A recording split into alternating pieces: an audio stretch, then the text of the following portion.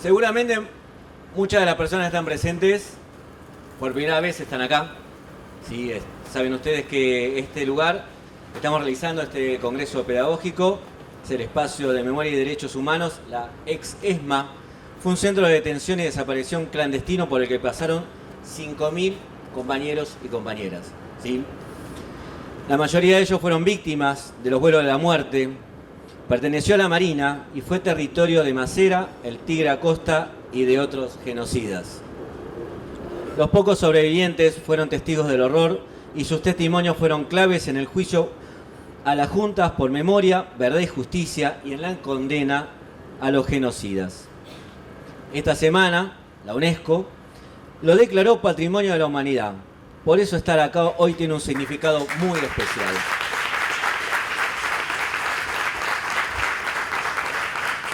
Hoy nosotros, en un lugar que fue de horror y muerte, irrumpimos con vida, porque tiene un significado especial.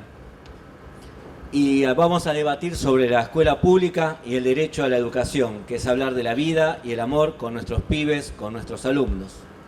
Eso venimos a hacer hoy a la tarde. Bueno, por un lado, como en todo acto, vieron que todo falla, y falla, si no falla el micrófono, falla internet, si no falla, pero siempre tiene que fallar algo, porque si no, no es un acto escolar, digamos, ¿no? Y acá somos todos docentes, así que sabemos de qué se trata. Seguramente a más de uno le pasó esto, que siempre te falla algo, ¿no? Estás siempre poniendo el micrófono para que funcione, todo funciona, y en el momento que decís aura, no funciona nada. Siempre pasa exactamente lo mismo, y bueno, este no va a ser la excepción. Bueno, hablamos de 50 años de historia de la CETERA. En esos 50 años de la historia de la CETERA, en el año 73, el 11 de septiembre cuando nace, la formación docente, en aquel entonces, ¿sí?, producto de una política pública que en ese momento lo llevó a cargo el Onganiato, se terciariza la formación docente, particularmente en los que enseñábamos a nivel primario. ¿Sí? No sé si habrá alguno que haya pasado por ahí. Acá hay compañeras que sí pasaron. Pasó el tiempo y ese momento del Onganiato también compartió con la juventud, ¿no? Y la juventud también peleaba por, bueno, ¿qué escuela? ¿Qué país? ¿Qué tipo de docente? Esa era la discusión en la formación docente, ¿no es cierto? Por un lado, el Onganiato decía qué formación docente quería, y por otro lado, la juventud también planteaba qué tipo de modelo quería y qué tipo de docente quería ser. Después llegó la noche, ¿no?, el horror, que ya todos conocemos, y después la apertura democrática. Y en la apertura democrática volver a discutir qué tipo de formación docente queremos, ¿no? En la apertura democrática, cuando llega el alfonsinismo, tuvo el Congreso Pedagógico en aquel momento. Sigue la cuestión y llegamos a la Ley de Educación Federal, la Ley Federal de Educación, perdón. Y ahí ya pasamos a ser, la formación docente pasa a ser superior. El Menemato dice que es superior. Bueno, se da ese hito.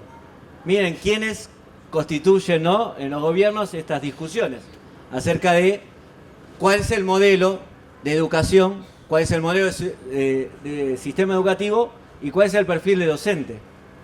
Y ahí la CETERA, ¿no?, que discute a través en aquellos momentos de la carpa blanca, cuál era también, y disputábamos cuál era el sentido de la educación y qué formación docente proponíamos nosotros. Y fue una gran discusión. Y hubo mucho para decir.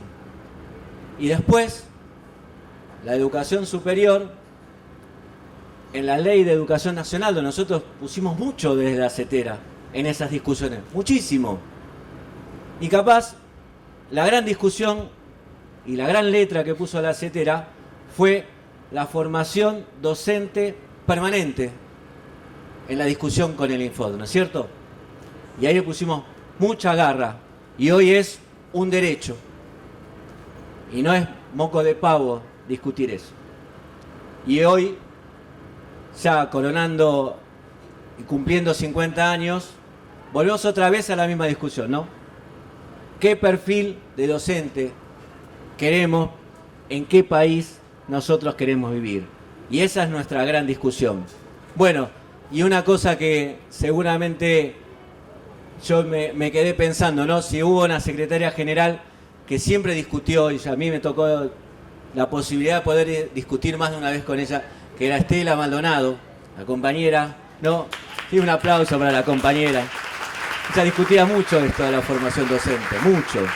A mí me tocó más, por suerte más de una vez, poder debatir con ella, y seguramente debe estar por acá, caminando, se debe estar acompañando, ¿no? Ahí sentada, debe estar escuchando, mirando con su sonrisa socarrona, debe estar acá sentada seguramente, yo creo que en esta mesa seguro que estaría, pensando qué país y qué formación docente y qué docentes nosotros queremos. Bueno, cedo la palabra a mi compañera.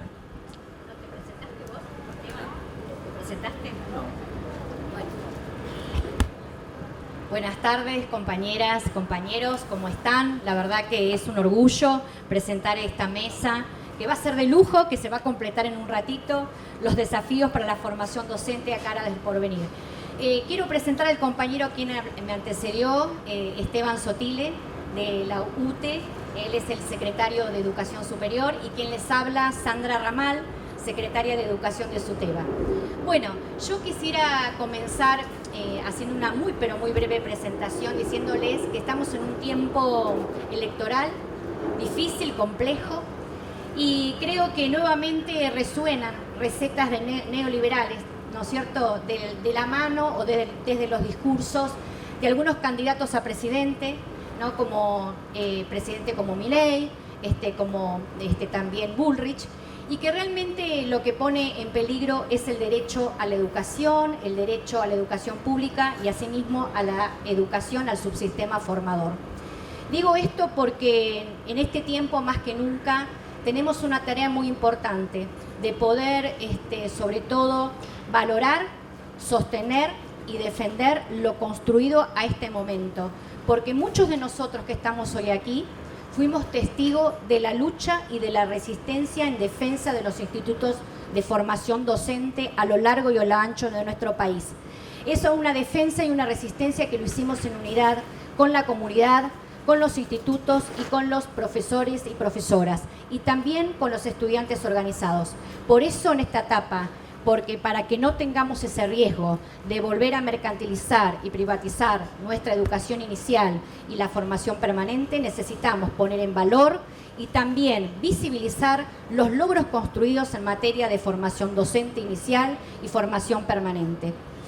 Como organización sindical tenemos una fuerte convicción, compañeros. Para nosotros, los institutos de formación docente son instituciones de intervención político y pedagógica en cada territorio de nuestro país, que nos va a permitir avanzar y seguir construyendo la formación docente para mejorar esa educación docente para toda la Argentina que estos tiempos demandan.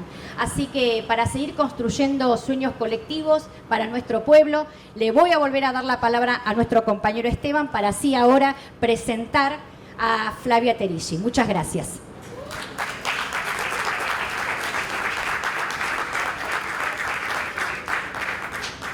Bueno, tenemos el gran honor de tenerla a Flavia, ¿no es cierto? Bueno, Flavia es pedagoga, miren el bien. Actualmente es rectora de la Universidad Nacional de General Sarmiento, estudia el aprendizaje y sus condiciones, dirige tesis y proyectos de investigación enfocados a formular el saber pedagógico que se produce en distintas experiencias en las que se pone en cuestión la monocronía que sostiene el diseño del sistema escolar. Con ustedes, Flavia.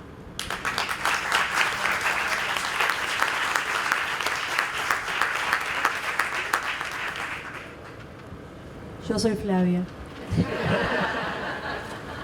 Buenas tardes, ¿cómo están? No nos vamos a volar, es solo el viento que nos acompaña en este momento. No es raro que haya viento acá, por lo cerca que estamos del río y porque Buenos Aires es una ciudad muy ventosa. A mí siempre me sobrecoge un poco estar acá, no me termino de acostumbrar. He venido a distintas actividades y pienso que es muy bueno que nosotros, que nosotras estemos aquí, pero no deja de producirme, es como si estuviera caminando sobre alfileres, no sé, algo así, ¿no? Y digamos, quiero compartir la alegría. Alegría es una palabra rara, pero me parece tan increíblemente significativo que en estos días en que se vuelve a discutir si acá hubo dictadura, si hubo desaparecidos y cuántos eran y qué sé yo, que haya este reconocimiento a este lugar como sitio de memoria, me parece eso, casi, no sé, providencial, si cabe la expresión. Nosotras íbamos a hacer 4 en esta mesa. Yo no me puedo multiplicar por 4, así que lo que sí les puedo contar es un poco lo que yo me imaginaba, que creo que una parte va a suceder todavía cuando lleguen Miriam y Verónica. Alejandra no va a venir porque está enferma, Alejandra Virgin, pero yo me imaginaba que Verónica, por la función que cumple, iba a estar más claramente a cargo de presentar las cuestiones vinculadas con las políticas de formación docente, que Miriam, y sobre todo considerando que hemos compartido hace 2 días la apertura del seminario de Redestrado en la Red Internacional de Estudios Docentes, iba a hablar de las circunstancias políticas.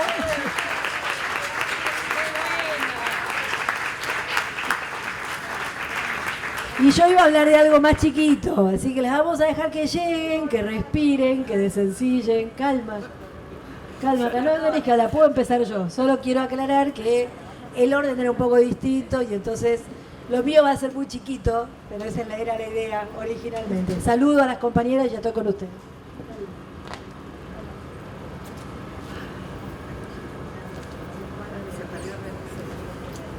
Buenas, 4 de la mañana estaba en el aeropuerto de Tierra del Fuego. Y después fui a Redestrado y ahora acá.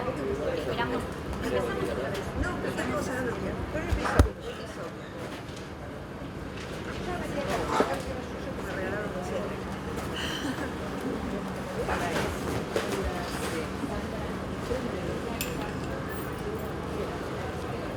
Yo pensaba de verdad que por lo que les acababa de explicar, ¿no? Les acababa de decir que lo mío iba a ser pequeñito. Sí, por eso. Vamos a calmarnos todos porque llegar... Estoy haciendo acá como de la animadora de la fiesta. ¿O no? Le estoy poniendo onda, vamos. Entonces, acá mientras van respirando y se van recuperando, vamos a...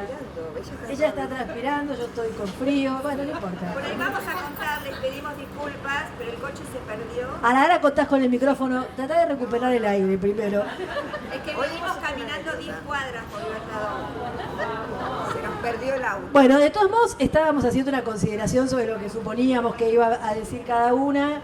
En efecto, creo que el orden adecuado es que comience Miriam. Les cuento a Verónica y a Miriam, les cuento que lo que habían pensado los compañeros era Miriam, acá yo y después Verónica. Si les parece, vamos con ese orden. ¿Están de acuerdo? ¿Están de acuerdo? ¿Quién está de acuerdo con ese orden? Listo, ya está. Todas de acuerdo. Empezamos. Bueno, empezamos. Ustedes nunca van a ver esta faceta mía tan relajada, así que aprovechen. Bueno, hola, buenas tardes. Obviamente que tengo que empezar pidiéndoles disculpas. No tuvo que ver con nosotros, tuvimos un problema y un inconveniente con el auto que nos trajo, pero acá estamos. Y vinimos caminando hasta se perdió varias veces y terminamos bajando en General Paz para que no suba y bueno. Así que pido disculpas y en mi caso, como decía Flavia, llegué a escuchar mientras estaba.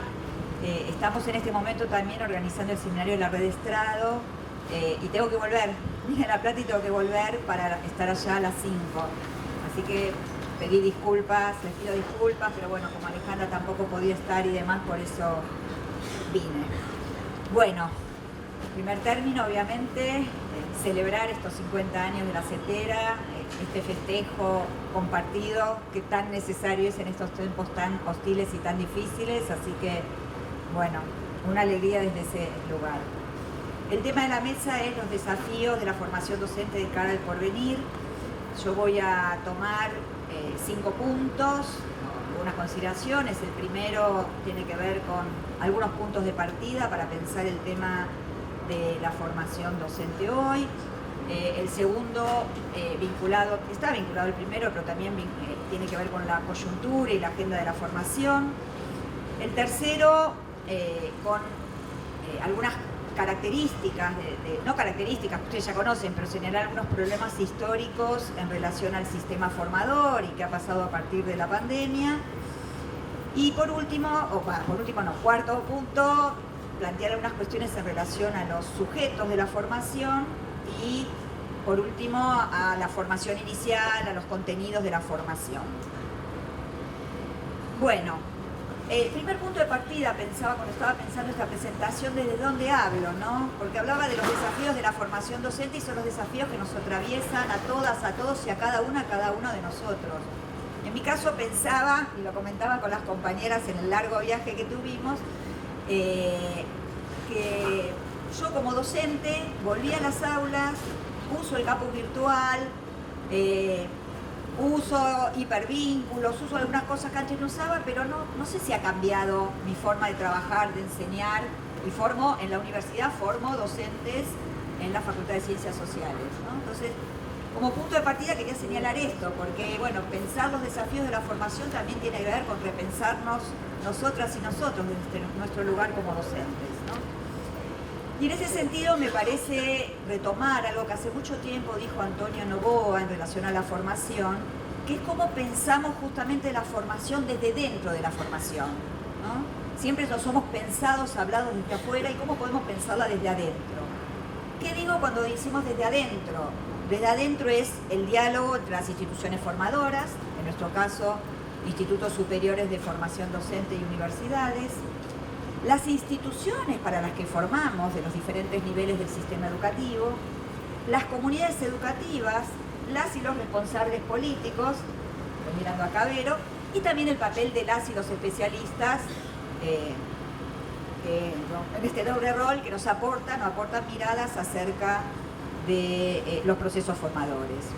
Y en este sentido, también señalar que no podemos pensar como punto de partida una formación docente que discutamos desde dentro de la formación, entendiendo a todos estos actores que están involucrados, si no pensamos obviamente las condiciones en las que se desarrolla hoy la profesión, ¿no? Porque estas condiciones tienen que ver no solamente por pensarnos en términos de nuestro trabajo, sino, esto hace a quienes eligen la enseñanza, quienes eligen, ingresan y dejan, etcétera. Un montón de cuestiones que se vinculan con el proceso formativo.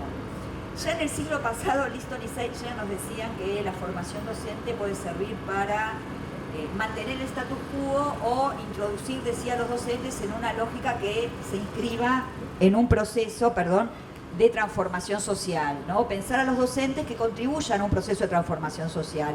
Obviamente que cuando lo pensábamos, esto se pensó a fines del siglo XX, es muy diferente a lo actual, pero sí podemos pensar hoy qué es mantener el status quo, qué sería para nosotras y nosotros mantener el status quo en los espacios de formación y qué implicaría hoy o cómo pensamos hoy formar en función de un modelo de transformación social, de emancipación social.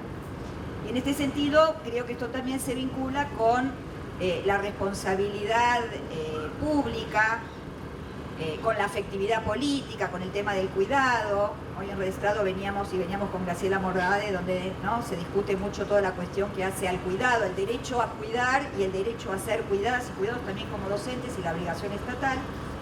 Y en este sentido me parecía interesante tomar como punto de partida, son los 50 años de CETERA, lo que Estela Maldonado señalaba, ¿no? No se puede educar sin asumir el trabajo como un instrumento de transformación, ¿no? Quien no piensa que, ¿no?, se puede educar a todos y a todas y se puede cambiar o pensar esa realidad concreta en la escuela, no estoy hablando de toda la transformación social, o sí, cada una, pero sí pensar el tema de la educación desde el lugar de transformación, de construir otra cosa, de vincular a los estudiantes con la cultura, de cuestionar un orden social injusto, de cuestionar la desigualdad, etc.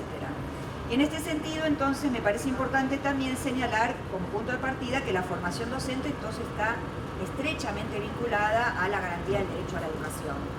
Aunque hoy también está en cuestión, ¿qué decimos cuando decimos derecho a la educación? Que hablamos de derechos, y sabemos que no es un concepto que tal vez nos interpela acá a nosotras, a nosotros como comunidad, pero que no interpela a muchos jóvenes y a muchos docentes de la misma manera, ¿no? Cuando les decimos, porque tener derecho a la educación tiene que ver con tener derechos, pero también poder ejercerlo, ¿no? Y también nuestros derechos como trabajadoras y trabajadores de la educación, que también están estrechamente vinculados a la posibilidad del derecho a la educación. Entonces, en realidad, bueno, también volviendo un poco a Novoa, señalaba que existe un cierto consenso discursivo en que es necesario transformar la formación docente. Sin embargo, es difícil, muy difícil, concretar estas formas de transformarla, de repensarla en principios concretos, en programas de formación, ¿no? Y ahí, bueno, la pregunta del por qué, y el por qué vuelve al inicio de lo que señalaba, muchas veces porque las respuestas están, digamos, muy alejadas de la profesión docente, de las rutinas, de las culturas, de escuchar, digo, podemos agregar lo que les pasa a cada docente cotidianamente hoy en el aula, ¿no? Lo que pasa en las instituciones, etc. Y en este sentido, entonces, señalar algunas cuestiones, decía, el segundo punto tiene que ver con, bueno, en qué coyuntura discutimos la formación y cómo pensar una agenda de la formación. Y cuando pensamos la formación docente y la pensamos vinculada al derecho a la educación, también la pensamos articulada a la tarea de enseñar. ¿Qué enseñamos a quiénes, en qué momento de la vida? Y esto está muy asociado a qué estudiantes pensamos en formar, no como un perfil ideal, ¿no? Muchas veces se escribe, no le dio un perfil ideal, pero bueno, ¿qué sujetos concretos estamos pensando? ¿Cómo pensamos nuestra tarea de enseñar con estos estudiantes en función de un sistema educativo, de un proyecto de país, ¿no? Hoy se nos dice que hay que formar el capital humano, o inclusive los estudios del Banco Mundial señalan que tenemos que recuperar el capital humano perdido en la pandemia, y el lugar que las y a los docentes nos proponen como formadores de ese capital humano, formar para el mercado laboral, formar para el emprendedurismo, etc. Y en ese sentido, entonces, cuando discutimos la formación, también estamos discutiendo modelos educativos y sociales. Y en un escenario, y voy a la coyuntura, que es un escenario muy complejo, distópico también en alguna medida, a partir de todo lo que la inteligencia artificial generativa, ¿no?, viene dando, y un escenario también donde sufrimos fuertes embates, ¿no? Estamos discutiendo acá, en la CETERA, 50 años, celebrando estos 50 años, y al mismo tiempo salimos de acá o abrimos nuestro celular y nos encontramos con campañas que están, digamos, que plantean, ¿no?, eliminar a nuestros representantes, ¿no? Que el cambio sería eliminar a quienes, los docentes y las docentes, ¿no?, en sus sindicatos, a través del voto, etcétera, han elegido para conducir su representación, ¿no? Entonces, es un momento de fuerte impugnación, de fuerte desvalorización y descalificación hacia nosotras y nosotros como docentes. También una coyuntura muy fuerte de embate de las extremas derechas, y estas extremas derechas que señalan que las instituciones educativas, los institutos de formación docente y las universidades son centros de adoctrinamiento, y así se plantea abiertamente, en el marco de procesos además de fuerte individualización de lo social, donde tal vez tendríamos que repensar, analizar cuáles han sido los efectos de la formación de subjetividades neoliberales que ya arrastran varias décadas y que nos permean también a nosotras y a nosotros como sujetos, decía, el ataque a los sindicatos, y también una batalla cultural que está centrada en un registro muy moral, ¿no? y del cual muchas veces también nosotras no podemos escapar. Junto con esto también hay que decir que hay una multiplicidad de actores que disputan el campo de la formación, sobre todo de la formación continua, ¿no? No sé si todos disputan la formación inicial, eso habría que, pensando en el caso de Argentina, pero que sí disputan el espacio de la formación continua, ¿no? Entonces, a través de la introducción de mecanismos de la nueva gestión pública y la idea de reconfigurar los sistemas educativos, aparecen todas las propuestas de formación en educación emocional, lo que Flavia y Tono trabajaron como el uso banalizado de las neurociencias, liderazgo, emprendedurismo, y ahí podemos hacer toda una lista de actores privados desde La Barca y Enseñar por Argentina, que no me voy a detener, que trabajamos justamente una investigación sobre privatización en CETERA. Y junto con esto del contexto no podemos dejar de señalar qué nos aconteció a partir de la pandemia, ¿no? La pandemia, la expansión de un capitalismo de plataformas que algunas se piensan sin docentes, o plataformas que sí nos piensan como docentes, pero nos relegan a un rol instrumental en relación a los saberes, a las culturas que estas plataformas orientan y en las cuales hay poco lugar para discutir, ¿no? Saber pedagógico, modelo educativo, etc. Y sobre todo, bueno, hablar de la pandemia, las marcas de la pandemia sobre nuestras subjetividades. En principio sobre la subjetividad y el dolor de nuestros estudiantes, pero también sobre nuestra propia subjetividad, que aún todavía no hemos podido procesar y que es necesario procesar. El tercer punto tenía que ver, simplemente no me voy a detener porque ustedes conocen, pero no podemos pensar una formación docente hacia el porvenir si no pensamos cómo damos respuesta a los problemas históricos de nuestro sistema formador, la articulación institutos-universidad, instituciones para los cuales se forma, la necesidad de planificar, bueno, en esto Verónica, la oferta de formación, hay lugares donde faltan docentes en determinadas carreras, hay muchas horas libres, también tenemos que tomar otro problema que tiene que ver con el ausentismo, pero acá me estoy refiriendo a la formación, que es la formación y qué pasa con, bueno, la necesidad de planificar, serán los CEPRES, habría que pensar cómo, pero cómo se planifica la cantidad de docentes que se necesitan en función de un sistema que se expande, que va incluyendo cada vez a más personas, que extendió su obligatoriedad. Y otro tema que hay que, digamos, otro problema histórico en relación a la formación, que se está tomando ahora desde el Infod y demás, y algunas jurisdicciones, cada una desde su lugar, que es la duración de las carreras. Nuestras carreras de formación son muy largas, en esto hay consenso.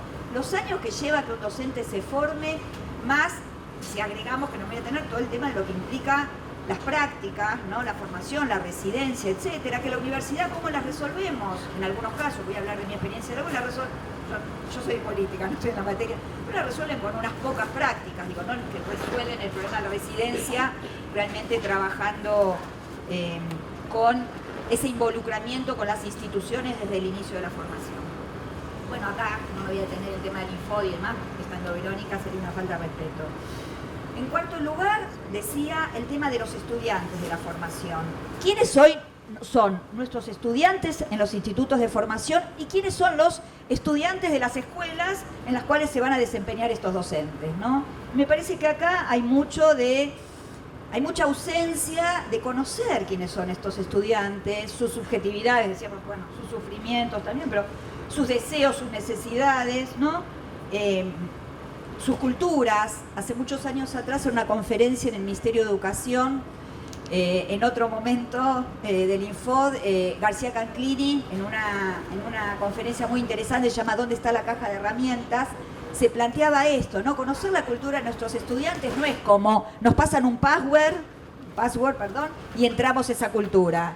¿Qué implica, no? Entonces, bueno, hoy se hablaba en el panel que veníamos recién, las que vine escuchando, pero estaban Graciela, Verónica y un compañero de Uruguay, se planteaba esta necesidad de escuchar más. Necesitamos escuchar más, escuchar qué pasa en las escuelas, qué le pasa a nuestros estudiantes de la formación, que muchas veces los sentimos muy alejados, ¿no? Los desconocemos, y me parece que ahí hay un punto en relación a esta cuestión que hay que retomar y que constituye un desafío.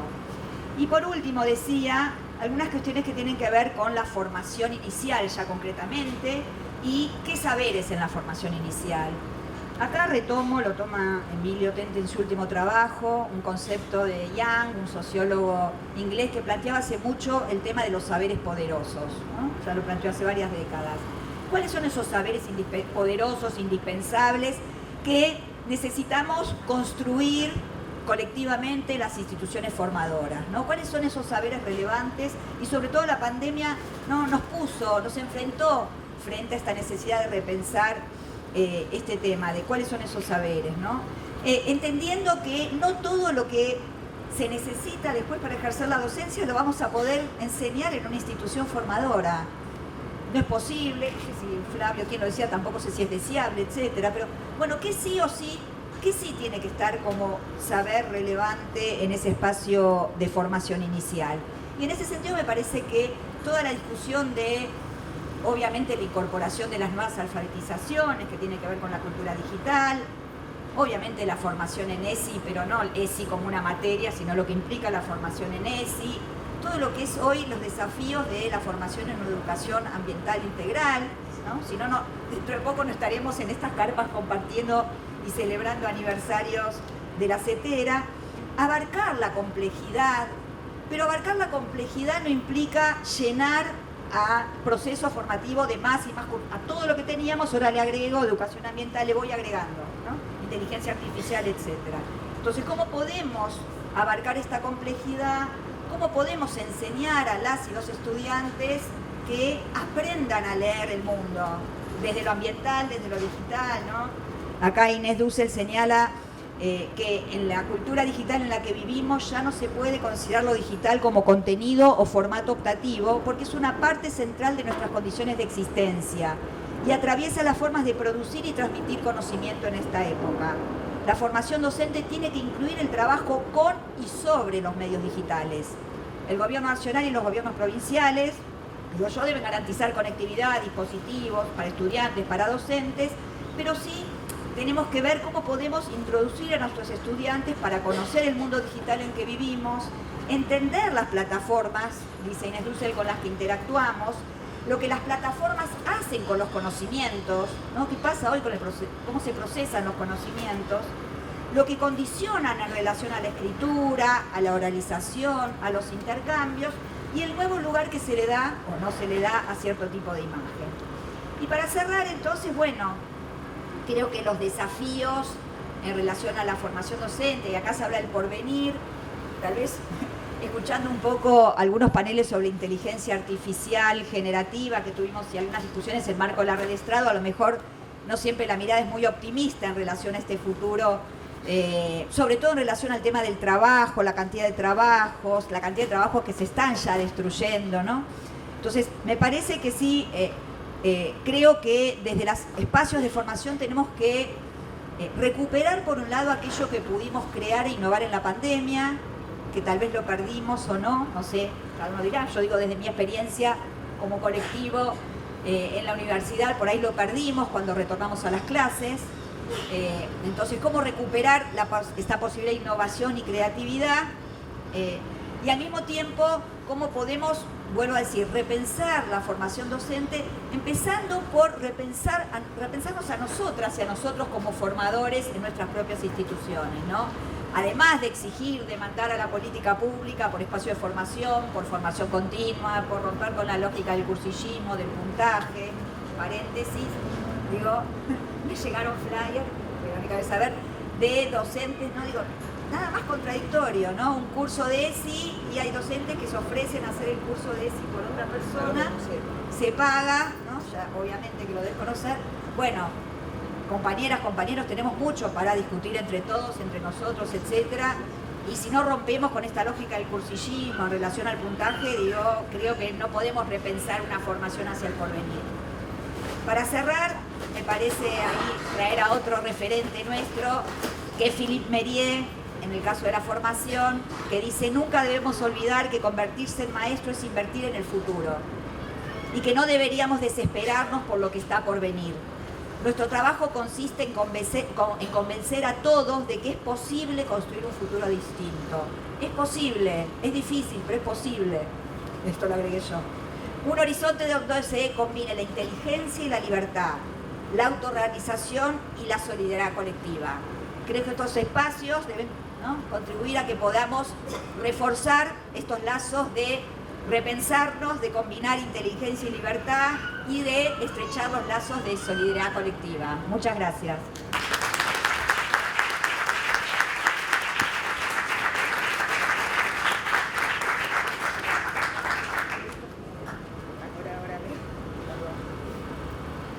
Y vuelvo a pedir disculpas que me voy a tener que retirar.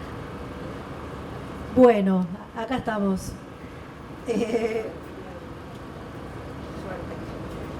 Como anticipé, voy a plantear algo bien pequeño, pero antes de plantear algo bien pequeño, quiero comenzar planteándoles tres convicciones que pueden no compartir, pero siempre es bueno explicitar desde dónde se habla. Como me decía alguien hace un ratito, me decía: te citamos en nuestros trabajos, y yo le decía: ¿qué me hiciste decir, no? Así que mejor hablo yo por mí y digo desde dónde hablo. Primera convicción, que la educación puede contribuir a producir igualdad en el conjunto de las relaciones sociales. Yo estoy convencida de que la educación puede contribuir a producir igualdad en el conjunto de las relaciones sociales. Y si a veces no nos parece, o nos parece que no, es porque la escolarización es una especie de derecho lleno de promesas muy contradictorias. Hemos estudiado, forma parte de la formación inicial de todos nosotros, haber estudiado la escolarización como parte de un proceso creciente de gubernamentalización de la sociedad, y entonces el papel de la escuela en cierto ordenamiento social. También hemos estudiado cómo la escuela ha contribuido a la ruptura de ciertos monopolios de instrumentos culturales. Y planteo estos dos extremos para que entendamos que no es que la escuela es una cosa única. La escuela es la expresión institucional de una manera de pensar lo educativo que está sometida a presiones muy contradictorias. Y entonces puede, en efecto, ser importante en la producción de igualdad, así como puede ser un mecanismo de sojuzgamiento, un mecanismo de adoctrinamiento, no en el sentido en el que por ahí se discute en la actualidad, pero sí en el sentido de cómo lo ha sido históricamente. Es gracioso que se discuta que la educación contemporánea adoctrina como si la anterior hubiese sido neutra, ¿no? Entonces, si la escolarización puede contribuir a producir igualdad en el conjunto de las relaciones sociales, la pregunta es cómo. La pregunta es sobre cómo. La segunda convicción que quiero compartir, yo tengo la sospecha de que existe una cierta ligazón entre el discurso hostil hacia la escuela y el hecho de que se ha producido a lo largo de las últimas décadas una creciente incorporación de las mayorías sociales. Esto es, una creciente democratización de la educación. Comenzaron a poblar las aulas de la educación secundaria jóvenes, adolescentes de sectores pobres en el primer peronismo, y comenzaron a poblar las aulas universitarias y de nivel superior, jóvenes de sectores pobres en esta etapa democrática, y entonces la escuela secundaria ya no es lo que era, y la educación superior ya no es lo que era. Y no es lo que era. Es otra cosa, y está en debate qué es lo que deba ser. Mérier decía en algo que escribió antes de la pandemia, y me parece que expresa bien lo que estoy tratando de decir acá, decía: las democracias tienen una posición ambivalente con respecto a sus escuelas, y pongan en escuelas secundarias, universidades, institutos, quieren que todos aprendan lo mismo, pero si lo hacen, esto es, si todos aprenden lo mismo, y si todos aprueban, se sospecha de las escuelas por ser demagógicas, por no asumir su función de preparación para las funciones sociales, que querría decir su función de diferenciación y de selección. Entonces, si la escuela deja de seleccionar y diferenciar, es sospechada de baja calidad. Y esta sospecha viene de la mano de la creciente incorporación de sectores históricamente excluidos a la escuela en sus distintos niveles educativos. En Argentina es un debate en el campo educativo, ¿no? Por un lado, quienes tenemos una suerte de posición igualitarista frente a la educación, claro que queremos la misma escuela para todos, y al mismo tiempo sabemos que la misma escuela para todos ha sido fuente y productora de desigualdad. Entonces, ¿cómo resolvemos esta tensión entre la misma escuela para todos y la convalidación de la desigualdad que esto podría traer consigo? Yo creo que el otro día me preguntaban en una jornada en mi universidad, y es una universidad que queda en el conurbano de esta ciudad, en la zona noroeste, me preguntaban si yo pensaba que los 40 años de democracia habían contribuido o no a producir mayor igualdad. Y yo me quedé pensando un poco, la verdad que ya lo había pensado, pero digo, dado que me han hecho la pregunta, lo voy a pensar mejor. Y dije que sí, yo creo que los 40 años de democracia dejan un saldo indudable de democratización del sistema educativo. Les contaba a los estudiantes de mi universidad, que son todas personas obviamente mucho más jóvenes que yo. Les contaba cosas de cuando yo hice la escuela secundaria. Yo hice la escuela secundaria en la dictadura, toda, entera. Y entonces les contaba cosas como el examen de ingreso, como las amonestaciones, como ciertos modos completamente autorizados de los profesores y las profesoras de dirigirse a nosotros como estudiantes, y me miraban con asombro. Y no es que han ido a todas las escuelas que tienen centros de estudiantes o formas democráticas de participación, pero no está autorizado ya como una especie de cultura convalidada las formas de autoritarismo que se vivían, por ejemplo, en la escuela secundaria hace cuatro décadas. Entonces yo creo que sí, que hay un saldo indudable de democratización en el sistema educativo, y este saldo no solo es por la mayor concurrencia, lo que decía hace un ratito, ¿no? Por la ampliación de la concurrencia a la escuela, sino también en aspectos cualitativos de la experiencia escolar, como los avances en la despatriarcalización, el acceso a las tecnologías o la incorporación de pensamiento crítico a la manera de pensar los contenidos del currículum. Hace un ratito conversábamos con Esteban sobre la producción de diseños curriculares en la democracia, no importa en qué jurisdicción. Lo que digo es, ahí hay una creciente incorporación de pensamiento crítico al modo de pensar los contenidos del currículum. La tercera convicción tiene que ver con las formas de pensar el futuro de la escuela, y acá coincido con lo que acaba de señalar Miriam, esa idea de que la escuela prepara para el futuro, como si el futuro estuviese allí y ya supiésemos cómo es. No tenemos la menor idea de cómo va a ser el futuro. Y si uno decía esto hace 20 años, todo el mundo decía, sí, claro, no tenemos la menor idea, pero igual se imaginaba que lo imaginaba. Ahora, hoy, mucho de lo que estamos acá, no sabemos cómo va a ser el futuro. No nos imaginábamos una pandemia, y no es que no se pueda explicar cómo se produjo. Una vez que se produjo, cartón lleno, todos sabemos cómo se produjo. Ahora, una cosa es entender las condiciones de producción de ciertos fenómenos sociohistóricos, y otra cosa es saber cómo va a ser. Y citaba el miércoles pasado en Redestrado, donde también estuve, a Manuel Becerra, un colega docente a quien sigo y leo mucho. Él decía, bueno, a propósito, por ejemplo, de las nuevas tecnologías como contenido escolar, y no estaba hablando de las computadoras en el aula, estaba hablando de la inteligencia artificial generativa o de las criptomonedas. Hay que preparar a los chicos para minar criptomonedas, esto es lo que tenemos que hacer. No sé, pero para entender de qué va eso, sí, creo que los tenemos que preparar. Pero él no decía esto, él lo que decía es, esa lógica es algo así como decir, ahí está el futuro y la escuela lo tiene que incorporar, ¿no? Como si el futuro ya estuviese allí y no fuese algo que, en todo caso, tenemos que decidir y tratar de armar de cierta manera. Como si el presente fuera esclavo del futuro y no su condición de posibilidad. Estamos en el momento que va a producir el futuro. Entonces, preguntémonos qué futuro queremos. No estoy diciendo que lo vamos a poder hacer nosotros solos, pero no miremos el futuro como si ya estuviese dado. No somos esclavos del futuro, somos los que lo vamos a hacer.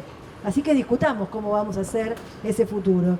El futuro no son cartas que ya se jugaron y que no dependen de nada de lo que nosotros podamos hacer. Entonces, mis 3 convicciones de partida: la educación puede contribuir a producir igualdad en el conjunto de las relaciones sociales. En Argentina, los 40 años de la democracia produjeron una indudable democratización en el sistema educativo, aunque falte mucho, y el futuro depende de las apuestas que hacemos en el presente. No está dado, depende por lo menos en parte de nosotros.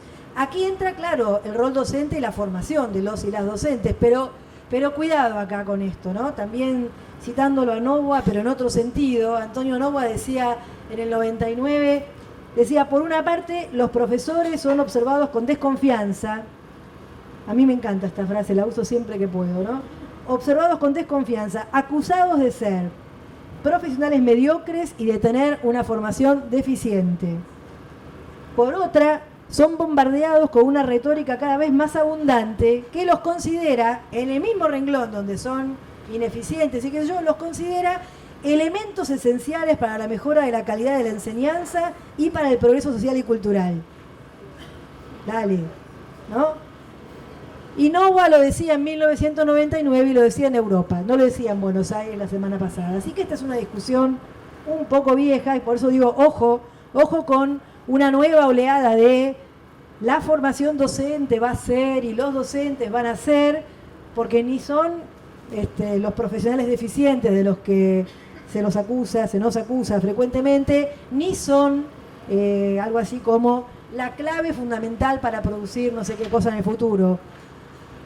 Somos los que estamos acá, así que cada uno sabrá qué sayo le cabe de todos los sayos que estamos haciendo desfilar en esta mesa, ¿no? Yendo ya a la formación docente, Miriam decía, estoy segura de que Verónica va a retomar, que la formación docente enfrenta desafíos que son de una enorme complejidad institucional, y entonces, contando con que mis colegas iban a hablar de la complejidad del asunto, yo me voy a quedar con algo bien chiquitito, con una contribución que ya hice en CETERA en el año 2021, en plena pandemia, y que voy a reiterar ahora porque si ha pasado algo al respecto ustedes me lo contarán, yo todavía no lo vi. Una propuesta muy simple pero muy potente, que estoy segura que muchas de ustedes están concretando en sus instituciones, pero que no forma parte todavía del tipo de política que necesitamos, que es el trabajo conjunto entre la formación docente inicial y las escuelas, ya no como política de formación, que de eso hemos hablado bastante, sino como política de mejora de la enseñanza. Y ojo también con esto, porque si no pareciera que en la formación está el saber que va a mejorar la enseñanza y la enseñanza anda mal.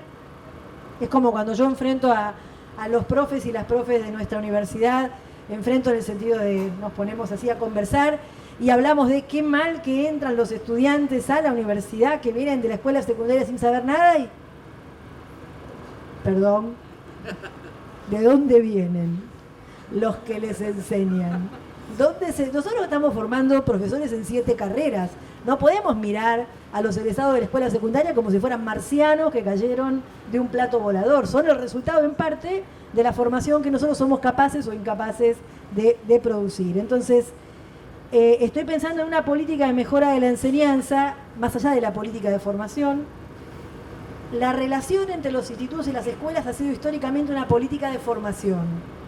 Yo estoy diciendo otra cosa, estoy diciendo, me gustaría que fuera una política de mejora de la enseñanza. La modalidad clásica de relación entre la formación y las escuelas ha sido, como ustedes bien saben, las instancias de práctica y residencia. En los últimos años se añadió, muy afortunadamente, yo creo que ha sido una gran incorporación, el apoyo a la inserción inicial de los y las docentes noveles. Creo que ese también es un punto para fortalecer, pero sigue siendo una política de formación, ¿se entiende?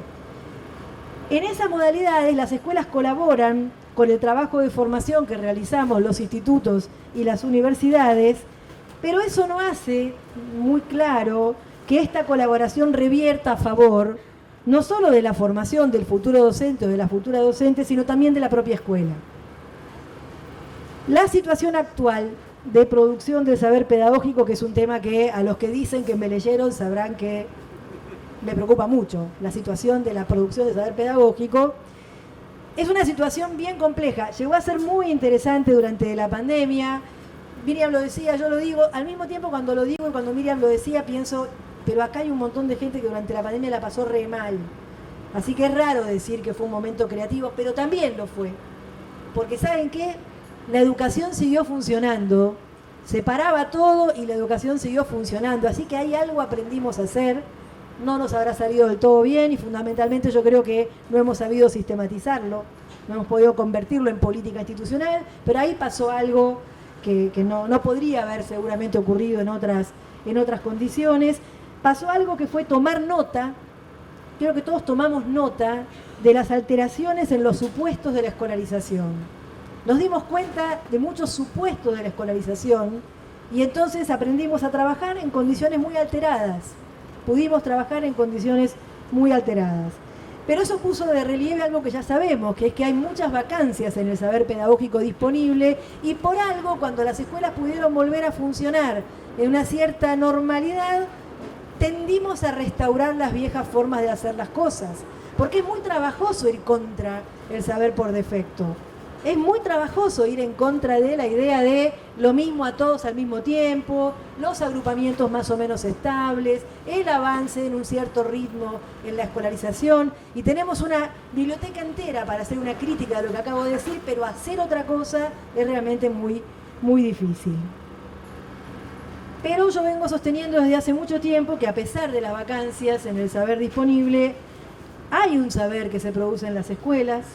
Lo que pasa es que ese saber no es reconocido como tal, a veces ni por sus propios productores, no es identificado como una forma valiosa de respuesta a los problemas relevantes, es la manera que tuvimos de afrontar un problema, pero no se consolida como saber, y no circula o circula poco, generalmente bajo la forma de relato de experiencias, y muchos congresos educativos tienen unas mesas dispuestas para que hablemos sesudamente de lo que nosotros los investigadores hemos sido capaces de construir como saber sobre la escuela, y pasamos un poco rápido, en cambio, en esos mismos congresos, por las instancias que serían las adecuadas para hablar de lo que se está produciendo en las escuelas. La consecuencia de que las cosas sean así es que ese saber producido en las escuelas no se puede beneficiar del examen, de la crítica y de la reformulación, queda como relato, porque el examen, la crítica y la reformulación son prácticas que solo son posibles cuando los conocimientos toman estado público y son considerados públicamente. Yo puedo haber enfrentado tal problema, lo puedo haber resuelto de tal manera.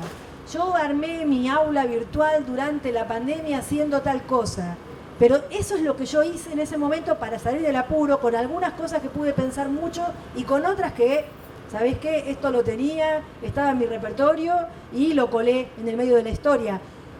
Y ya pasó. Que no sería lo mismo que tratar de fundamentarlo, que tratar de explicarlo, que otro lo discuta, que someterlo a crítica, que someterlo a consideración. El trabajo docente, ya sabemos, no contempla la producción de saber pedagógico, y aunque existen colectivos de docentes con distintos grados de formalización ocupados en la formulación de saber sobre su trabajo, CETERA tiene mucho que ver con esto, con la existencia de colectivos docentes ocupados en formalizar el saber producido en su trabajo. Lo cierto es que la definición usual del trabajo docente no contiene la producción del saber pedagógico como una parte del trabajo, no contiene las condiciones para hacerlo, y cuando puede por alguna razón contenerlo, no sabemos muy bien qué hacer en ese tiempo, o qué quiere decir producir saber pedagógico. Yo pienso que en dirección a la producción de saber sobre la enseñanza y sobre el trabajo docente, habría que explorar cuando no están desarrolladas y profundizar cuando ya existen antecedentes, y vuelvo al punto, formas de articulación entre las instituciones formadoras y las escuelas, en las que se generen procesos de circulación, evaluación y validación de innovaciones en el terreno de la enseñanza, y donde el trabajo docente sea objeto de análisis en contextos reales de actuación de maestros y profesores. Hace mucho tiempo, 30 o 40 años atrás, muchos de los formadores de docentes eran docentes muy expertos. Eso tenía un montón de problemas, por ejemplo, el aspecto reproductivo de la práctica de formación. Pero tenía una lógica sobre la cual podríamos pensar y tendríamos que recuperar, que es cómo hacer que alguien que supo mucho sobre cómo enseñar se encargue de formar a los que van a enseñar. No estoy invitando a reproducir ese esquema, estoy diciendo, ahí había una cierta lectura de que en las escuelas se generaban modos de hacer las cosas, y que esos modos de hacer las cosas tenían que ser transmitidos a quienes en el futuro iban a ser maestros, maestras, profesores, profesoras. Yo no sé si hemos sabido armar en la articulación entre instituciones formadoras y escuelas esa lógica, la lógica de la recuperación de la producción de saber en la experiencia. Piensen, voy a dar algunos ejemplos de situaciones en las que a mí me parece que se podría producir saber sobre la enseñanza y sobre el trabajo docente. Por ejemplo, si los formadores, las formadoras, los maestros, las maestras, los y las profesores pudieran trabajar sistemáticamente sobre los temas de enseñanza que involucran dificultades específicas en los modos en que los niños, las niñas, los y las adolescentes conceptualizan los contenidos escolares. no el artículo que leímos en la revista Enseñanza de las Ciencias, que también tiene que estar, sino conversaciones informadas acerca de qué pasa cuando quiero enseñar tal cosa y los pibes no entienden. No entienden porque hay una dificultad conceptual, hay muchas razones por las cuales los chicos pueden no entender, entre otras que yo lo estoy explicando bastante mal. Pero supongamos que eso no es lo que está pasando. Hay dificultades conceptuales en los contenidos escolares que no son objeto de trabajo entre los institutos y las escuelas. Segundo ejemplo, el emprendimiento conjunto de estudios dirigidos a desarrollar o a mejorar propuestas de enseñanza en distintas áreas del currículum.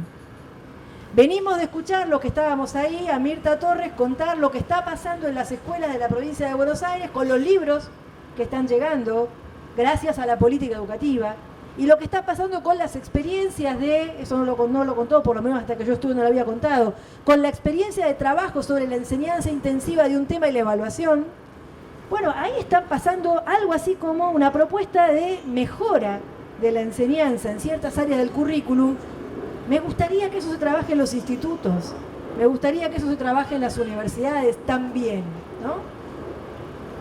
Y por supuesto, procesos colaborativos, como último ejemplo, procesos colaborativos de sistematización de los saberes que se ponen en juego en las escuelas para resolver situaciones extraordinarias, por ejemplo, la educación de emergencia que desarrollamos en el contexto de la pandemia, o para desarrollar funciones relativamente novedosas, como por ejemplo las tutorías en la escuela secundaria, o por ejemplo alrededor de formas de trabajo docente centenarias, pero poco conocidas, como la enseñanza en las secciones múltiples de las escuelas rurales.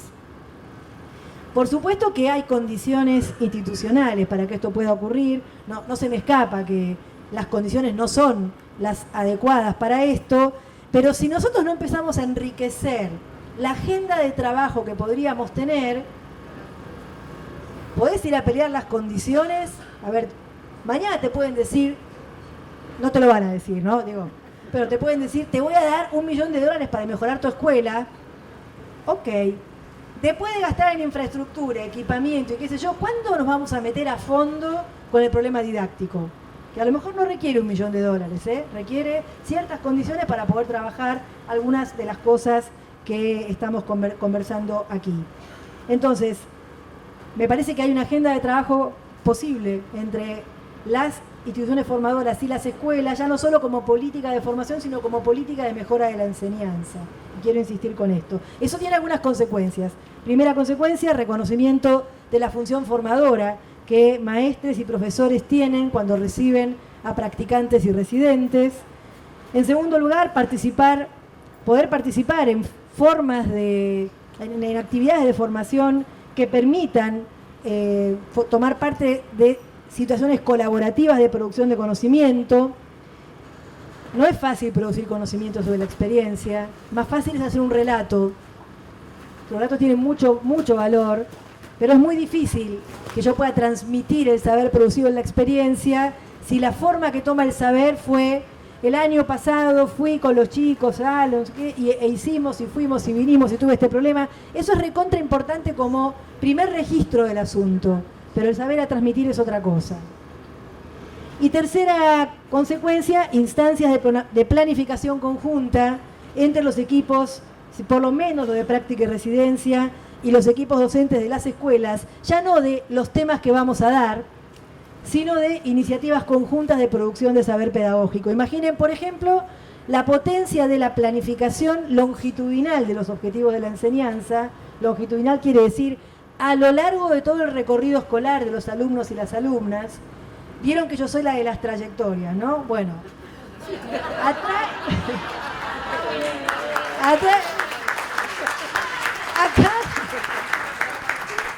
la de las trayectorias ha sido utilizada como coartada para muchas cosas. Yo les voy a pedir que me usen como coartada para discutir longitudinalmente los objetivos de la enseñanza. Porque los que aprendimos, todos los que estamos acá, no es el resultado de lo que hizo un maestro, un profesor, es el resultado de la actuación conjunta y encadenada en el tiempo de un montón de maestros, maestras, profesores y profesoras que a lo mejor nunca se pudieron detener a pensar qué estaban haciendo en forma conjunta en relación con las cohortes de estudiantes que estaban pasando por la escuela.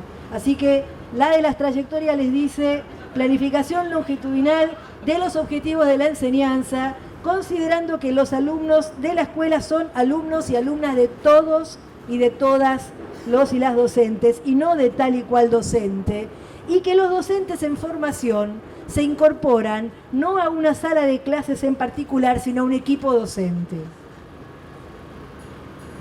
Listo, nada más.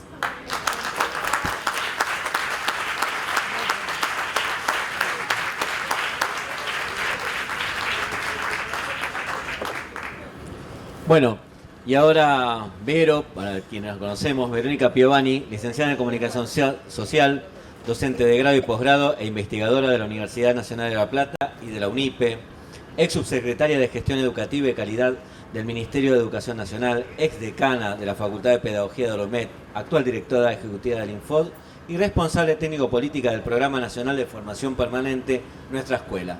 Con ustedes, Vero.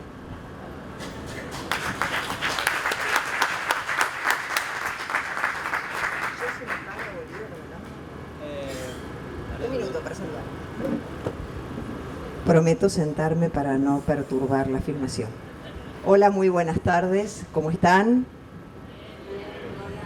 Bueno, es un gusto saludarlas y por supuesto estar en la celebración de los 50 años de la CETERA con estas queridas compañeras y este compañero y con todos ustedes y todas. En el panel que compartimos hoy a la mañana en la red Estrado, comenzamos con una suerte de confesión. Si hay algo que yo no imaginaba, era que íbamos a estar hoy teniendo que salir a argumentar y defender, a sostener cuestiones que creíamos largamente abrigadas, internalizadas, compartidas, consensuadas, no objeto de polémica y discusión pública, aun cuando casi todos los objetos de la vida social lo son. Estoy refiriéndome a que estamos cumpliendo 10 años justo después de la creación de la CETERA, la recuperación de la democracia, y en esto que debería ser una fiesta de celebración, de homenaje y conmemoración, nos llena de preocupación porque nos encontramos en una escena que al menos yo no imaginaba posible. La escena en donde los fundamentos, los cimientos, el contrato fundacional de la democracia argentina está siendo objeto de controversia, de discusión pública, de erosión, de polémica. Digo esto entendiendo que en esos 40 años de democracia hemos pasado por el indulto, la obediencia debida, el punto final, y la declaración de la imprescriptibilidad de los delitos de lesa humanidad. Es decir, no es que ha sido un camino ascendente, ha sido un camino plagado de disputas, de proyectos en tensión, pero que han asumido trabajosamente que el nunca más, que los derechos humanos, principio ético y rector del Estado, debían ser la columna vertebral que nos identifica desde la recuperación de la democracia. Por eso que hoy tengamos en la arena pública a alguien ligado al proceso o que reivindica, ni siquiera soterradamente, desembosadamente, la dictadura, nos llena de perplejidad. Y es esa misma escena en la que nosotras, reconocemos las tensiones, las disputas y de qué manera se ha jalonado la democracia argentina y los tiempos que la preceden, de proyectos que han estado, proyectos de país que han sido acompañados o de los cuales ha sido parte y no de manera mecánica, proyectos educativos. Por eso cuando tengo que hablar del origen del Infod, del Instituto Nacional de Formación Docente, y de lo que ha significado en la jerarquización y en el en el cuidado, en el acompañamiento y en el diseño de cierta arquitectura del sistema formador argentino, aun cuando las instituciones lo preceden y en mucho, no puedo desanudarlo de la historia. Es fundamental historizar, porque es fundamental entender que la creación del Infod está ligada a los consensos que se ataron cuando se aprobó la Ley de Educación Nacional. Y esos consensos fueron trabajosamente construidos y tienen como espejo, miran críticamente, y en la lucha docente, sin duda, reconocemos esas disputas, lo que ocurrió en los 90. Es mirando el proyecto neoliberal de los 90, que fue la primera vez que en democracia se implementaba una propuesta de un modelo de acumulación, de un proyecto económico, político y cultural de esa naturaleza. Y piensen ustedes que la experiencia piloto, pionera de la dictadura encontró en esos años la posibilidad de ser sostenida en democracia. Y en ese contexto es que tenemos que pensar cuando miramos el nacimiento de estos núcleos rectores y organizativos de la formación docente, porque fue discutiendo las políticas de los 90 que se construyeron buena parte de esas definiciones. Y además, en un hecho, no digo inédito porque en los 90 también pasó, pero con una lógica que no voy a abrir esta compuerta ahora, en las que el saber pedagógico, el saber producido en distintos espacios experienciales, académicos, de lucha, nutrió, alimentó las resoluciones federales que se suscribieron en esos espacios. Entonces digo, las definiciones estratégicas que en el año 2006 se coronaron en la LEN no son fruto del azar, son producto de fuertes debates y discusiones, y yo hoy dije moco de pavo, ahora no sé qué otra expresión puedo usar, no fue soplar y hacer botellas, lograr que el texto de esa norma quedara zanjado de esa manera. El texto de esa norma es una agenda de trabajo y es un texto en el que la definición de la educación como derecho, hoy en controversia, la educación pública, el Estado como responsable principal e indelegable, la prohibición de la suscripción de acuerdos por parte del Estado argentino que vayan en dirección de la mercantilización de la educación, el conocimiento como bien público, como derecho personal y social. Y sin ser una ley temática, la definición, y acá lo digo por los alegatos del adoctrinamiento, que se erigen y se levantan en jueces sobre nosotros, la ley dice que el terrorismo de Estado, Malvinas, Holocausto, soberanía nacional, desarrollo nacional, son ejes constitutivos e insoslayables de la formación en la Argentina. No estamos adoctrinando, son nuestros temas. Chau, Miriam. Entonces, cuando hoy nos encontramos en una escena en la que estos consensos que creíamos abrigados, estas definiciones que creíamos compartidas, estos fundamentos que fueron tan largamente peleados, discutidos y finalmente acordados, que forman parte del discurso escolar de cualquier directora o director de escuela que arranca diciendo bla, bla, bla, bla, bla. Después eso, hay algo que tenemos que ver en qué medida está implícito en las prácticas educativas e institucionales, que es parte de lo que ya en el panel se planteó. Pero cuando esto vuelve a entrar en discusión, esto de alguna manera nos choquea y nos hackea de alguna forma, también nos interpela como docentes. Docentes de la escuela que tiene la misión de legar la cultura.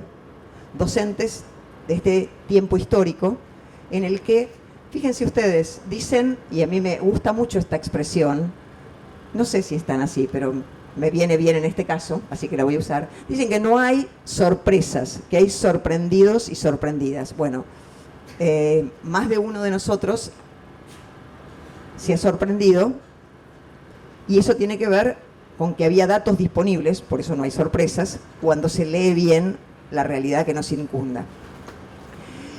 Y yo decía que la formación docente argentina está ligada profundamente a esas definiciones. Si hoy tuviéramos que mirar y proyectar los desafíos y las líneas para la formación docente argentina, lo haríamos asumiendo que estas definiciones fundantes, estratégicas, estos principios sobre los que se apoya el sistema educativo argentino y la educación argentina, siguen en pie, se sostienen.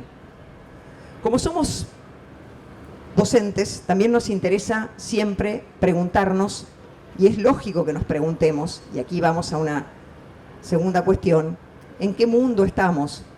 ¿Qué características tiene la sociedad que habitamos? Y sabemos, a trazo grueso, después, cuando tenemos que traducir esto en de qué manera esto se expresa en nuestra vida como profesional, como trabajadoras, como trabajadores, ahí ya se nos viene un poquito más áspero. Pero sabemos a trazo grueso que habitamos un mundo, y sobre todo los que somos más, no es por vos, es porque expertos, quiero decir porque dijo, hice mi primaria entera en la dictadura, la secundaria, yo la primaria. Yo hice la primaria entera en la dictadura. Los que vivimos otros tiempos, aceleradamente hemos sido testigos de cambios acelerados, profundos. Estos cambios tienen que ver incluso con los patrones de funcionamiento de la economía global, del capitalismo. Pasamos del Estado benefactor, ¿sí?, basado en la producción fabril. Nosotros acá teníamos las empresas transnacionales que ponían sus casas, sus filiales, y drenaban, y aprendimos que eso eran procesos de dependencia.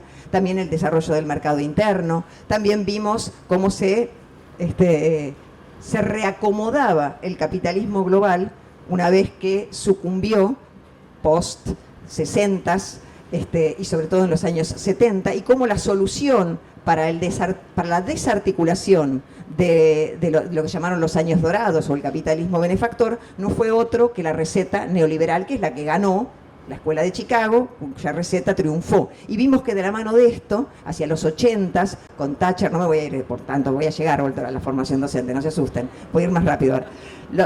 Con Thatcher y con Reagan ocurre un cambio, ¿no?, central en todo lo que se llama el complejo electrónico, el complejo de las telecomunicaciones y en la computación, que reorganiza el mundo del trabajo, que reorganiza la producción, que produce transformaciones cuyo rostro que nos ha conmovido en 2023 es la inteligencia artificial, pero forma parte de un mismo patrón en el que neoliberalismo, globalización, especulación financiera son distintos, podríamos hablar de cada uno, pero son distintos rostros, pero al mismo tiempo cada uno de estos rostros ilustra el mundo en que vivimos, y es el rostro del tecnocapitalismo, capitalismo infocognitivo, sociedad del conocimiento, economía del conocimiento, varios nombres para esto. En ese mundo estamos y habitamos. Nos dicen de la Fundación Sadowski que se van a perder 85 millones de puestos de trabajo, y no es como, yo ponía el ejemplo hace poquito, y nunca me decía del chofer de carreta, le decía yo, el carretero, el conductor de carreta, que cuando vino el tren se crearon un montón de otros puestos de trabajo que traía el tren, porque no es que se convirtió en motorman, pero aparecieron muchas, ahora parece que la escena es muy distinta, En ese mundo donde estamos, la forma en que nos insertamos en ese mundo es parte de la disputa, o es centralmente la disputa de la que somos protagonistas o solo testigos. Nosotros queremos ser protagonistas. Soberanía tecnológica, soberanía del conocimiento. ¿Se acuerdan cuando se discutía Guaira y Microsoft vino y puso el billete para modificar el sistema operativo de Conectar Igualdad, cuando se discutía regionalmente, porque se entendía que esta era una problemática que no se podía resolver en un solo país, el tema de la fibra óptica, cuando se lanzó satélites argentinos al espacio, cuando la conectividad, las infraestructuras y también los bienes intangibles como el software, cuando se discute software libre, nos metimos directamente sobre este campo específico. Nos encontramos, y me meto ahora en un punto de todo ese tecnocapitalismo, porque no lo podemos abarcar todo, nos vamos a meter en un punto que tiene particular incidencia para nosotros.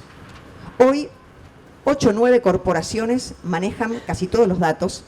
Las 5 que tienen que ver con nosotros, GAFAM se llaman, que es Google, Facebook, Amazon, Apple y Microsoft. Esas son las nuestras, todos las conocen, ¿no es cierto? Todas las conocemos. Que dan la sensación de que todo es gratis, porque yo tengo mi correo electrónico gratis, total a mí que me importa, puedo jugar algunos jueguitos que tengo gratis, si quiero una videoconferencia, si no me meto en el premium, le digo conectate cuando se corte de nuevo, y uno, ¿no? Este es el mundo en que vivimos. Esas corporaciones que manejan un puñado de datos lo hacen con criterios mercantiles, manejan nuestros datos y por eso uno habla acerca del teléfono y dice se me rompió el lavarropas y al rato lo prendes y te dice tengo el lavarropas que estabas buscando. Y uno, chan. Y uno mete una cookie y dice sí, rápido, así leo esta página, le doy que sí y junto con uno entra la agenda completa de todos nuestros contactos. Esos datos se alojan en data centers que están en otro lugar. Las regulaciones, las normas que los regulan son las de los países donde tienen la residencia. El 80% de las páginas con información sensible latinoamericanas se alojan en servidores de Estados Unidos. Cuando se caía los servidores en Canadá, y nosotros todavía no teníamos ARSAT, el programa Nuestra Escuela se nos venía a pique. Digo, para que ustedes tengan una idea de lo que estamos hablando. Estos cambios nos obligan a pensar si el tipo de vinculación, Europa quiere armar ahora una regulación, porque está preocupada la Unión Europea por toda la inseguridad de datos que hay de sus poblaciones, asumiendo que hay cosas que ya están perdidas y a nosotros nos vienen a vender que lo ideal en el mundo es desregular todo y entonces nos invitan a entregar nuestra soberanía y a incluirnos de manera dependiente, subordinada a este tecnocapitalismo, que además va a generar una exclusión gigante y una desigualdad, acá me sopla muy bien, inusitada. Y es en este contexto, entonces, en el que no estoy siendo apocalíptica ni dramática, sino que tengamos conciencia de cuáles son los dilemas y las disputas en las que estamos hoy. En ese contexto es que pensamos las políticas de formación docente. En ese contexto es que nos pensamos a los sindicatos y las luchas que tenemos por delante, aún con cualquier resultado electoral. Esta escena es una escena del capitalismo global, con algunos resultados ya sería inclusión subordinada y con otros estamos aspirando a otras formas de relación. Es en este contexto entonces en el que nos preguntamos en la formación de docentes y en las escuelas, y aquí lo planteó tanto Flavia como Miriam, varias cuestiones. La primera cuestión que tiene que ver con nuestra formación es, y básicamente con la pregunta de los sorprendidos y las sorprendidas, hay gente que se desayunó de que existía TikTok después de las PASO. Y la pregunta es, ¿qué sabemos de nuestras y nuestros estudiantes? Los de la formación docente y los que van a ser alumnos de la formación docente. Y yo digo esto en el marco de una brecha, no sé si generacional, cultural, no sé cómo llamarla del todo sin ser imprecisa, pero donde nosotros venimos de la lógica escritural. Yo me siento un habitante de la modernidad, me siento Yo soy de introducción, nudo y desenlace. Yo tengo la cabeza, el renglón me ordena y la cabeza no es contenido de la conciencia, es la forma de la conciencia. Está como, es el sensorium perceptual ordenado y modelado de determinadas maneras. Y de todo esto sabemos poco, no sabemos mucho, porque uno tiende siempre a exagerar y decir, vivimos una era inédita. Toda la humanidad dijo siempre que vivía una era inédita y nunca se había vivido algo así. Y es verdad, nunca se había vivido algo así. Entonces, sin dramatizar ni exagerar, hay muchas cosas que tenemos que investigar y conocer y no las sabemos todas y no tenemos por qué saberlas. Pero intentar conocer más a nuestros estudiantes, escuchar, es una tarea pedagógica ineludible, porque no podemos construir ningún vínculo pedagógico con quien no conocemos. Y así como nos pasa con nuestros hijos, a los que tenemos hijos, sobrinos, sobrines, lo que sea, que uno tiene la tentación de decir, yo a tu edad, ¿no? O ay, en mi época, y erigirse en modelos de cosas que sucedieron y que no sucedieron, porque total no tienen cómo comprobarlas, y entonces uno puede fanfarronear. Igualmente no tiene ningún resultado, no lo recomiendo para nada. Es el mismo instante en el que te desconectan y te apagan. Directamente, vos hablás solo. Pero esto no pasa solamente con nuestros familiares, esto pasa también en el aula. Entonces aquí hay algo de lo que se habló en esta mesa que tiene que ver con el reconocimiento subjetivo, con el reconocimiento de las subjetividades contemporáneas, con saber quiénes son nuestras y nuestros estudiantes. Nosotros tenemos algunas presunciones. Tienen baja tolerancia a la frustración, no hay dilación del goce, tienen sesgo es puro presente, es hoy y ahora, viven en un mundo de incertidumbre, y sí, macana que sí. Te dicen no voy a estudiar porque total sin estudiar no sé qué, y después todo esto produce pánicos múltiples. Después, yo leí en La Plata una vez un grafiti que dice la culpa ya fue, la culpa no va más. Yo digo, le voy a sacar una foto porque esto habla, yo que soy de la culpa, por mi gran culpa, y hay algo ahí de la ética de la responsabilidad pública, de los responsables. Si no tenés un poquito de culpa, sí, aunque sea del orden de lo psicológico, también es del orden de lo público. Entonces, digo, ¿hice algo mal? A ver.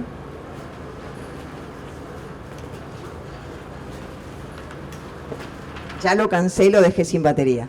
Bueno, digo, tenemos presunciones sobre cómo son esos jóvenes. Decimos también que son jóvenes cooptados por el mercado. Nosotros ya habíamos leído McLaren hablando de los polos de identificación subjetiva, pero como bien decía Flavia, nosotros... Hola.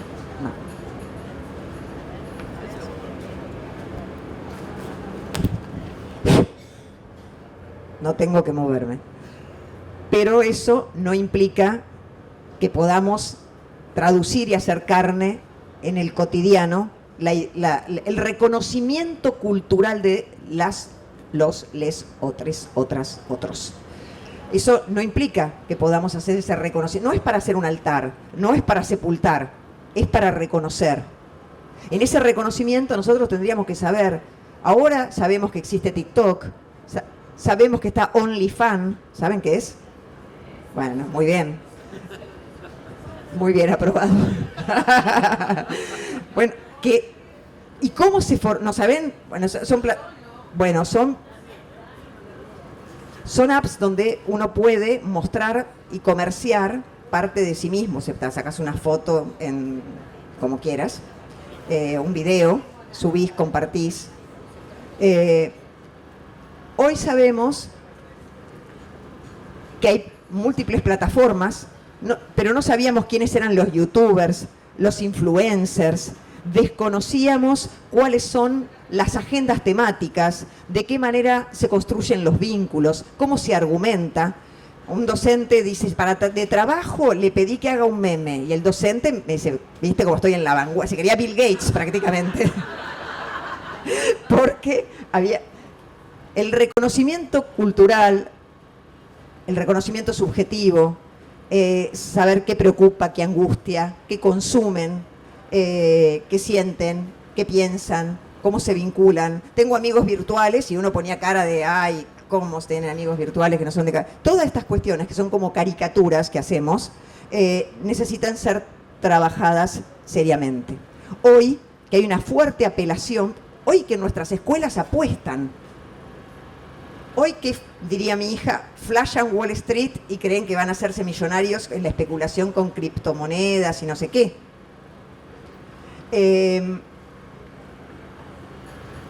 Hoy que hacemos un alegato de la pérdida de derechos y alguien te responde que no solo que no los tiene, no los quiere tener, que compraron el lenguaje corporativo del empresarial y te dicen soy mi propio jefe, el sujeto más precarizado del universo, que tiene que trabajar, que le mide una métrica, el algoritmo de una plataforma, con donde no tenés jefe ni nadie a quien decirle, pará, que me están perjudicando, y donde hicieron un reclamo sindical, te persiguieron con el teléfono y después te van dejando sin viajes o te mandan los que no te dan ninguna ganancia. Soy mi propio jefe, manejo mis horarios, hago lo que quiero, y eso es sinónimo, la precarización extrema como sinónimo de libertad. Donde el sindicato es visto como el enemigo, no como el defensor de tus derechos. No los quiero esos derechos. Te enfermas y no salís a pedalear más. Se enferma un familiar. Cuando, voy a decir esto y paso al siguiente tema, porque si no ya se me va mucho en esto, digo, cuando yo veía, le quería obligar a mi esposo a ver novela coreana, que yo sé que es para él era muy difícil, me pareció una tortura china, y le digo, pero ¿sabes por qué lo tenés que ver? Le digo, porque ahí ves gente que se queda a dormir en el trabajo a la noche. Le digo, un jefe que te da un sopapo, porque además de que viven borrachos, ¿no? No sé, ese es el estereotipo que yo armé. Ahora soy yo la que he caído en cierto estereotipo cultural, pero digo, las lógicas del trabajo las vemos.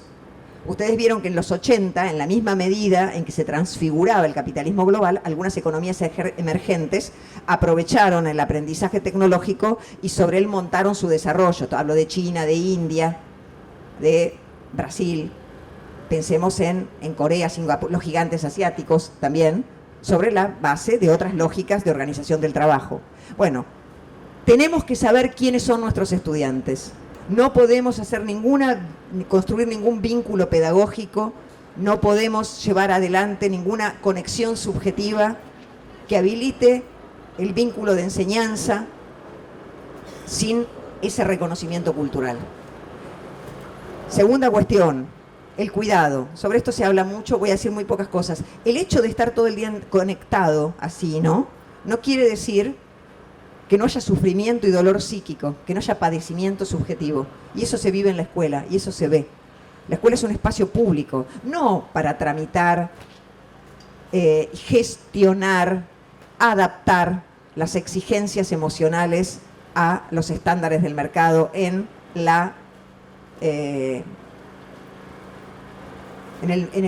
pedagogía mercantil de las emociones, berretas. No estamos hablando de perspectivas banales.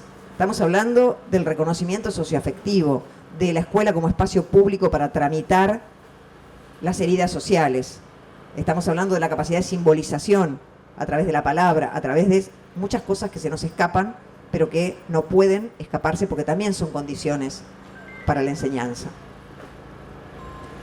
Y piensen ustedes en todas las formas de violencias, ¿no?, que habitan nuestras escuelas. Nuestras escuelas no las pueden amplificar.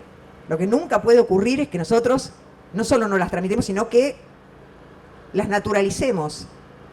Trastornos alimentarios, autolesiones, consumos problemáticos, suicidios, micromachismos, violencias simbólicas, ¿no? Micromachismos, microracismos, prácticas de humillación. Bueno, tenemos un segundo, ya termino, Sandrita. Y la última cuestión tiene que ver específicamente con la enseñanza. Y aquí me quiero detener un momento en algunas cuestiones que tienen que ver con los desafíos para la formación docente. Los desafíos para la formación docente tienen que ver con estas cuestiones.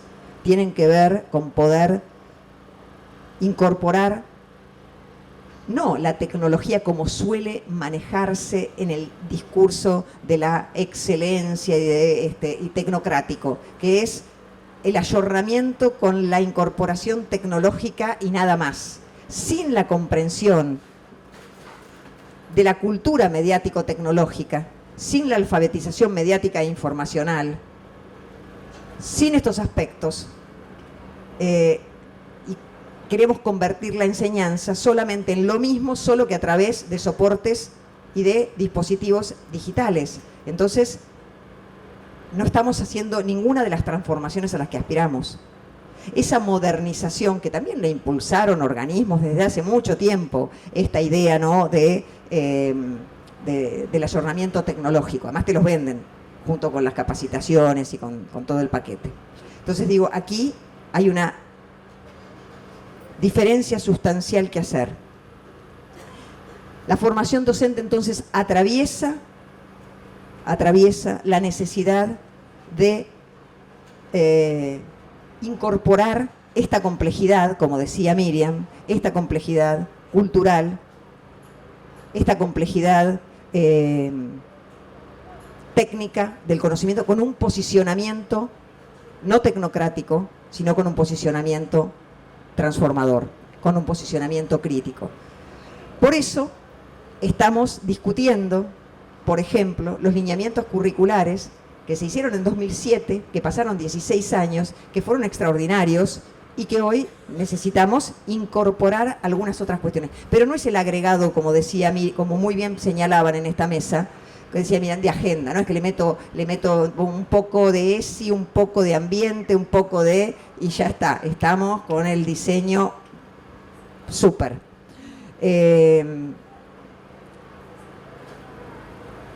Tenemos que pensar, cuando incorporamos las pedagogías digitales, de otro tema que se nos viene encima, que es cómo se abre paso la formación docente a distancia y toda la mercantilización que va a venir de la mano de eso. Ya hay un profesorado de educación física todo a distancia, que vi el otro día, de una, no sé qué, de una institución. Quiero decir 3 cosas solamente de las que me parece que tendrían que estar insoslayablemente en nuestra agenda. Cambio de los lineamientos curriculares en esta perspectiva, ¿no es cierto? Ahí se abre un paquete enorme, no lo voy a desarrollar ahora. Segundo tema, condiciones materiales básicas, equipamiento, conectividad, bibliotecas pedagógicas actualizadas, recursos, todo eso, ¿sí?, es una condición. Pero nosotros, si hay algo que definieron las políticas de formación docente en 2007, fue el no desanudamiento entre las condiciones curriculares y las condiciones institucionales. Y esa era una discusión con los 90. Y ese no desanudamiento nos lleva a plantear la imperiosa necesidad de poner en la agenda, postergada, la carrera docente y el diseño de una planta orgánica, el diseño de las condiciones institucionales que alojen las 4 funciones del sistema formador, ¿sí? Y esto supone pensar otra organización del trabajo, otro tipo de cargo. Y nos permite también pensar en lo que decía Flavia, que lo estamos haciendo este año, desde el año pasado, pero que lo estamos haciendo abriéndole paso, no en la planta, sino como hemos hecho con muchas cosas, que es la función de apoyo pedagógico a escuelas de las que vos hablabas, y que tiene que ver que en este momento todos los institutos del país están llevándola adelante, que tenemos que investigar sobre lo que estamos haciendo en apoyo pedagógico a escuelas, que es impresionante y que yo estoy convencida que es el enorme movilizador y la condición concreta a partir de la cual en la negociación y en el trabajo en la escuela, con la escuela, no desde el pedestal del instituto, en ese trabajo conjunto a mediano y largo plazo se va produciendo, sistematizando, organizando. Coincido y me parece extraordinaria la sistematización que al respecto hizo Flavia, y como coincidimos es que lo hemos puesto en marcha en este tiempo. Creo que sostener el involucramiento del sistema formador con los niveles y modalidades de esta manera es vital. Por supuesto que desarrollar la investigación, otras cosas que tenemos, la formación permanente como supimos tener con el programa Nuestra Escuela, los sistemas de gestión, los programas de planificación de la oferta de carreras. Ahí tenemos un problemón, porque tenemos muchas competencias desiguales. Y sostener la formación docente permanente, sobre todo, porque lo que está en riesgo es, y parece loco, la educación obligatoria, la escuela pública y los procesos que hace tantos años Adriana Puigros nos viene advirtiendo, que la viene viendo desde hace mucho, de desescolarización. No va a ser el problema, nosotros siempre pensamos que era la cuestión de la escuela estatal y privada. Acá vienen las corporaciones directamente. Entonces tenemos aquí una defensa irrestricta de la escuela pública y de la formación como derecho y como constitutivo del trabajo. Y por eso es que hemos sostenido estos espacios y los defendemos con el cuchillo entre los dientes. Así que solo decirles que no es un alegato desesperanzador ni un panorama apocalíptico. Es la necesaria historización y el relevamiento de la realidad que habitamos para poder posicionarnos críticamente, intervenir colectivamente y transformar. Así que nos espera una dura batalla. Sabemos que contamos con la CETERA y con todos y todas ustedes. Muchas gracias.